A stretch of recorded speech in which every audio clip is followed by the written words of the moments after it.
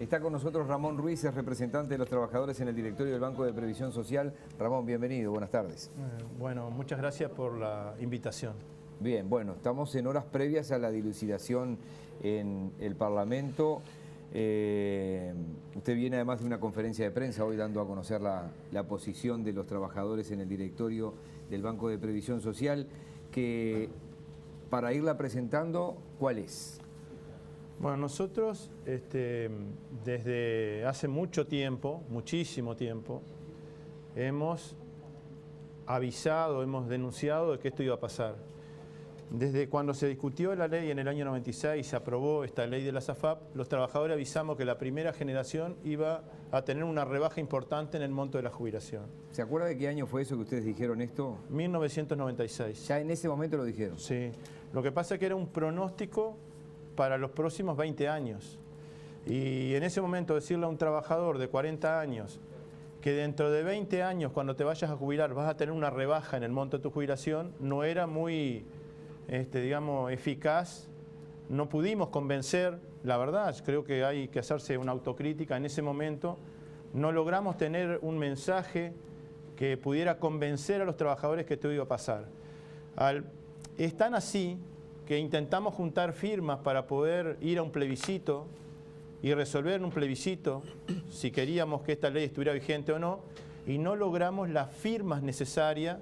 Estamos hablando de 1996, ¿no? En un país distinto. Ni siquiera para hacer el plebiscito. Ni siquiera para hacer el plebiscito. Ahí en ese momento la central sindical tenía 80.000 trabajadores afiliados, hoy tenemos más de 400.000. O sea, era otra central sindical. Teníamos una situación en el país diferente a la que tenemos hoy. No había negociación colectiva, por lo tanto no había muchos ámbitos de diálogo. ¿No insistieron más adelante en otro gobierno con esto? Sí, insistimos en varias oportunidades porque la representación de los trabajadores en abril de cada año, cuando se cumplía año de la ley, hacía informes haciendo un seguimiento de cómo iba evolucionando la ley. Ese era Murro en ese caso al principio. Sí, primero Murro, después Ariel Ferrari y ahora nos toca esta responsabilidad a nosotros. Y año tras año la representación de los trabajadores en el BPS en cada abril denunciaba la situación.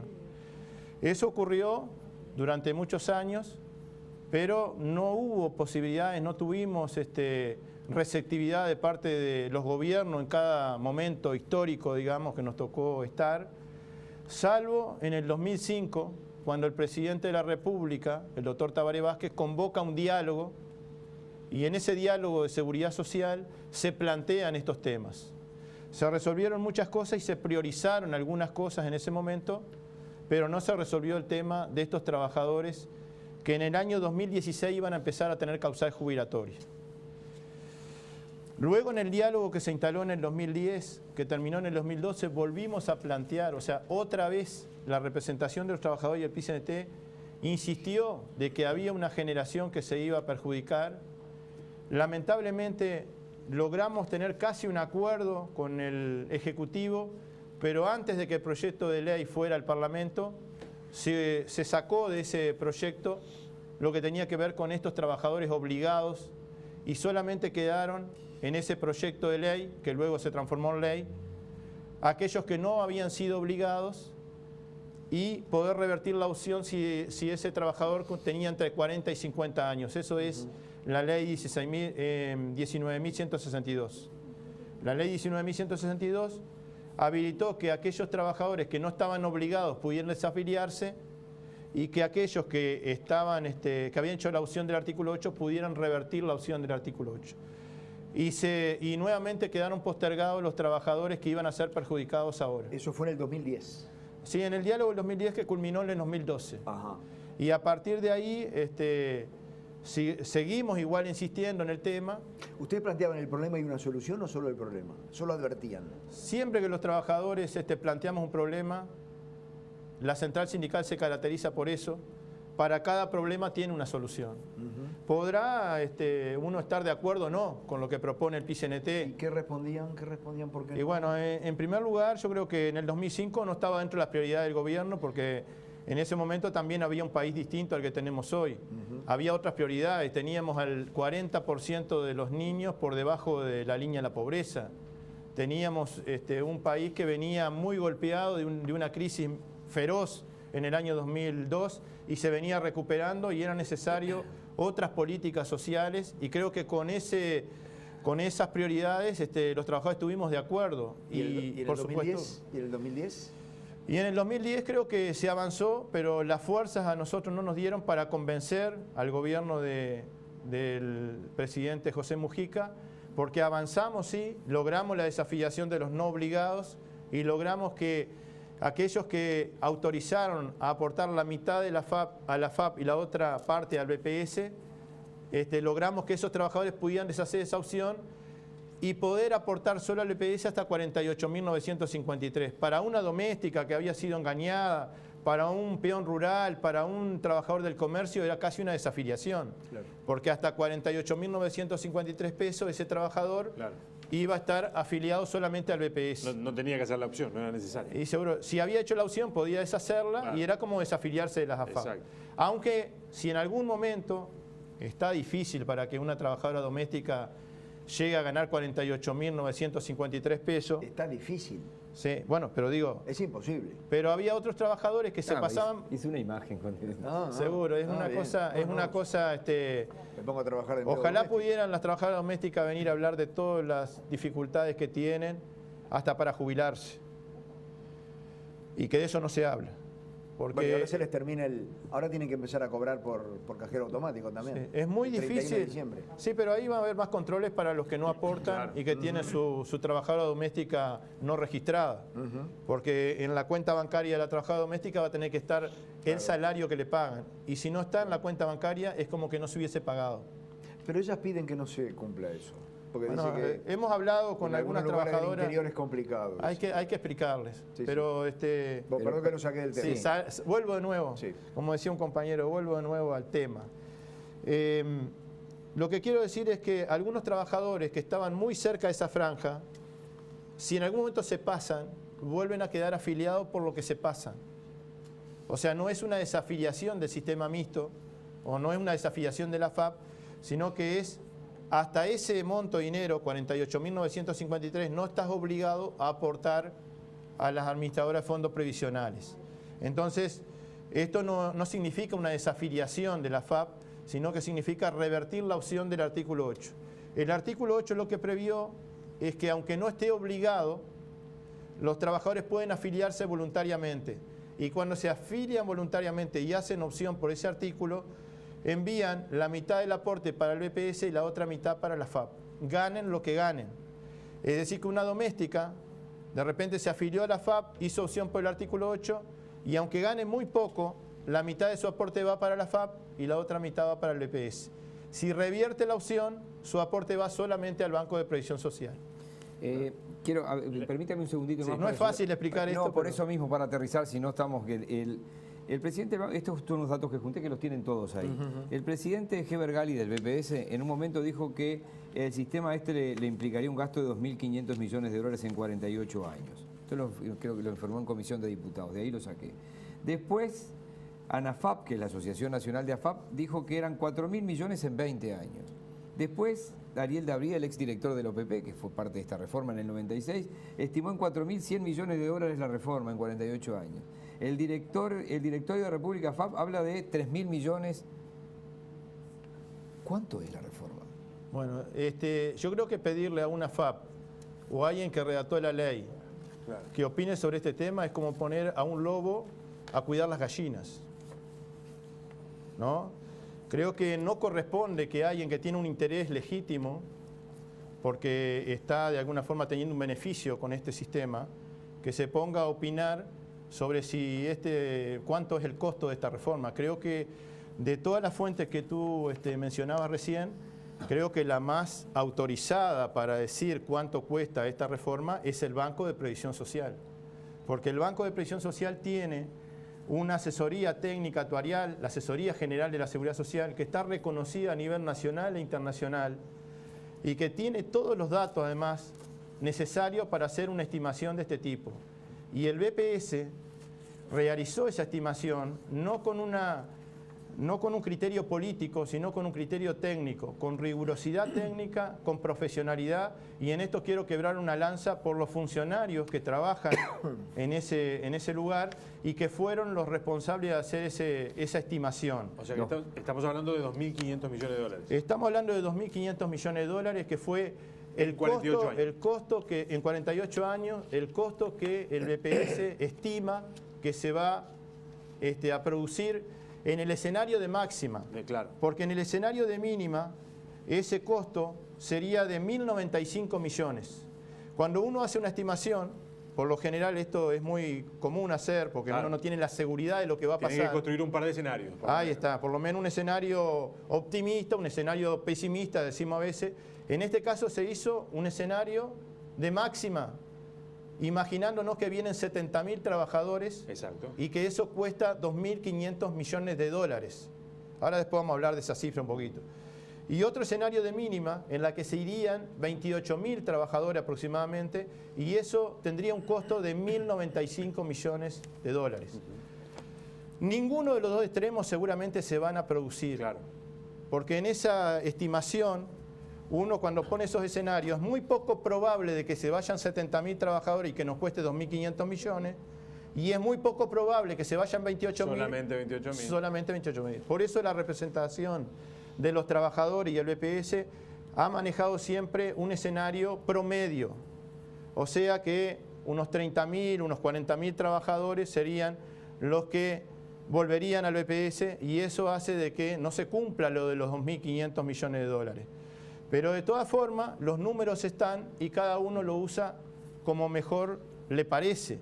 Yo lo que quiero decir con esto es que cuando hablamos de una cifra de 2.500 millones en 48 años, yo entiendo que el televidente se Estamos preocupe. hablando de 60 millones de dólares por ahí. Y sí, 54, para ser más exacto.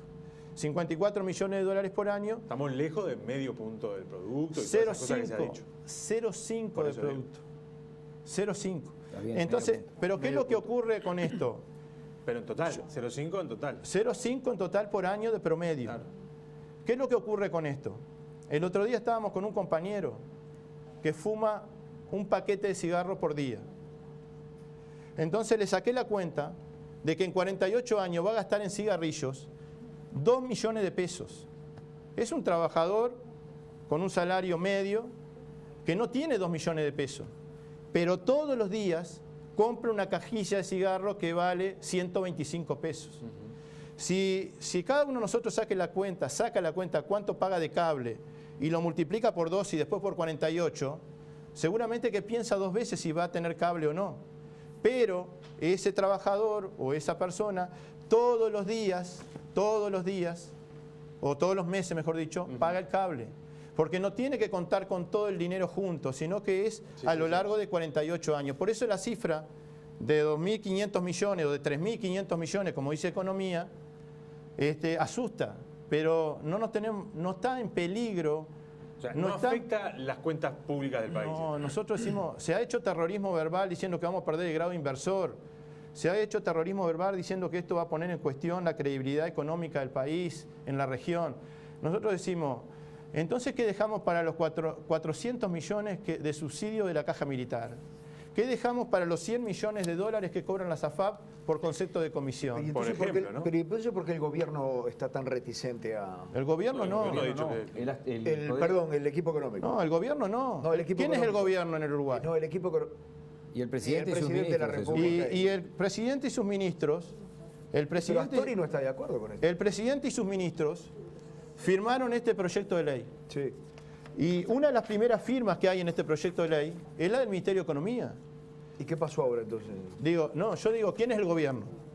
El gobierno, no, pero digo, El la gobierno es pregunta, el presidente ¿quién es el y gobierno? sus ministros. Bueno, y el presidente y sus ministros firmaron este proyecto de ley. Bien. Que lo acabo de traer para que ustedes, Sí. porque no es lo mismo decirlo que verlo. Exacto, pregunta, exacto. este ¿No? proyecto Pero ¿y de por ley- qué Astori dice que no está de acuerdo? Habría que preguntarle, el ministro Astori yo no lo he visto hablar de Sí. este tema. Yo no lo escuché hablar. ¿Qué se Yo no dice, lo he qué visto se hablar. dice, que se dice entonces? Bueno, entonces, pero hay que llamar al ministro Astori, que ustedes quizás tienen el teléfono, el Sí, pero celular. no atiende. Bueno, pero preguntarle al ministro Astori por qué está en contra de esto, porque él firmó el proyecto de ley. Vamos a Y él hacer- no ha salido a decir que está en contra. Han salido otros voceros de su sector político. Ramón, le pido un minutito. Vamos a hacer una excepción, vamos a hacer la última pausa y vamos a seguir con Ramón. Pausa. ¿Por qué se hace un fideicomiso? Pregunta para él. ¿Por qué se hace un fideicomiso? ¿Por qué no vuelven al Banco de Previsión Social? Por ejemplo. Sería la pregunta correcta, ¿no? Con mucho gusto. ¿Y por qué? Otra pregunta. ¿Por qué seguimos dejando que las empresas ganen esa millonada que ganan solamente por estar ahí?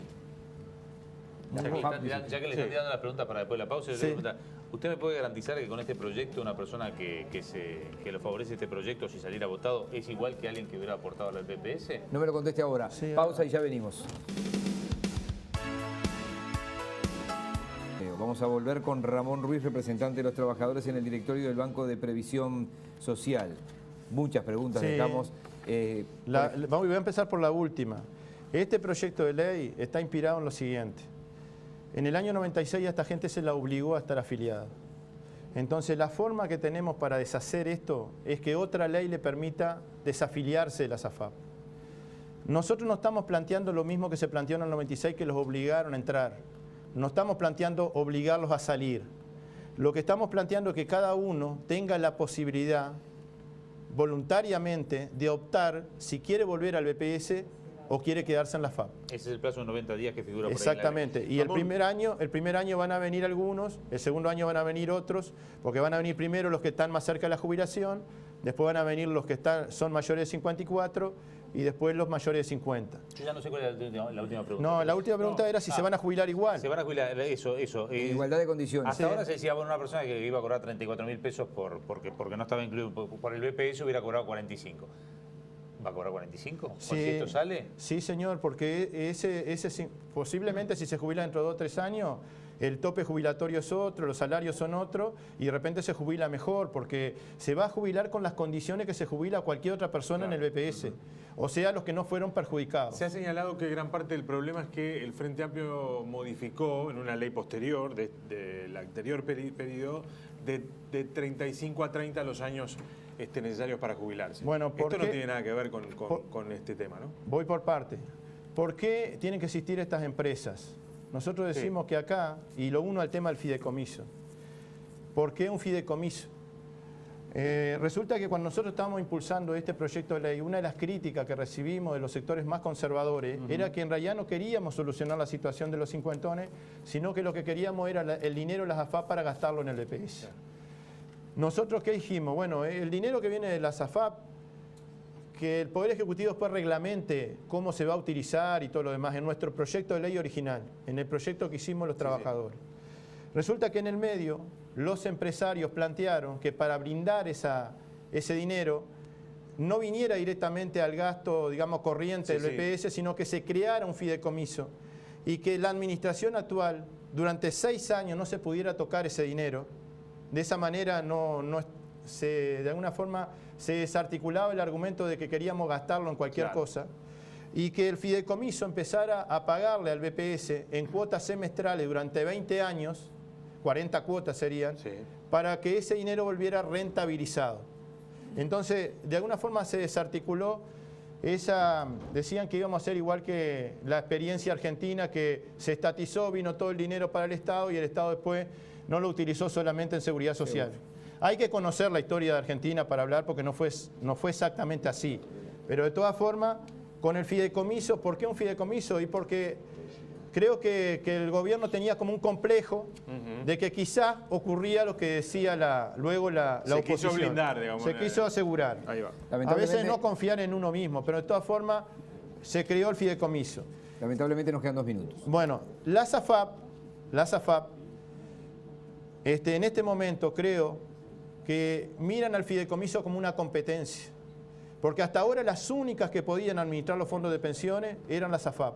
Ahora aparece otra figura y si logramos que este fideicomiso funcione bien, se rentabilice, empieza a surgir la pregunta, ¿y por qué tienen que existir las AFAP entonces? Que cobran un montón de dinero. Cobran un montón de dinero y no me acuerdo de la última pregunta que me hiciste. No, pero le agrego otra rapidita. No, lo de los 35 años, lo de 35 a 30. Sí. Eso que ha dicho Sanguinetti.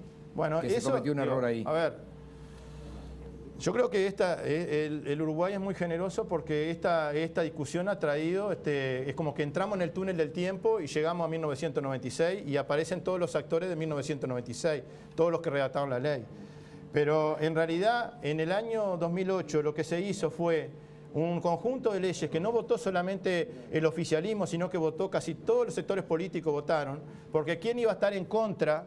¿Quién iba a estar en contra de que trabajadores que no se iban a poder jubilar, pudiéramos bajar la edad a 30, de que las mujeres con hijos nacidos vivos hasta el 5º hijo pudieran acumular un año, porque si no, no se podían jubilar por cada hijo nacido vivo?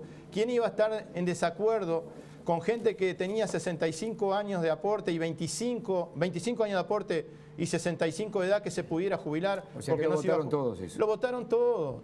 Entonces ahora creo que, y además hay un informe de CEPAL que dice que si no hubiésemos aprobado esas leyes, hoy la pobreza sería 2 puntos más de lo que es. Porque junto con esa reforma ocurrieron otras cosas que solamente se habla de algunas, pero hubo muchas reformas en el 2008 que beneficiaron a los trabajadores. Ramón, cuando esto esté encaminado, me comprometo públicamente a invitarlo nuevamente para ver cómo se encaminó esto y cuál es la posición de ustedes con lo que se resolvió. Porque... Sí, yo quiero convocar para el mañana miércoles. Mañana martes, perdón. Convocar a todos los trabajadores y trabajadoras, no importa que no sean mayores de 50 años, que estén en el Parlamento, porque ahí vamos a defender el proyecto que presentó el doctor Tabaré Vázquez y todos sus ministros, que resuelve realmente la situación de todos los trabajadores cincuentones.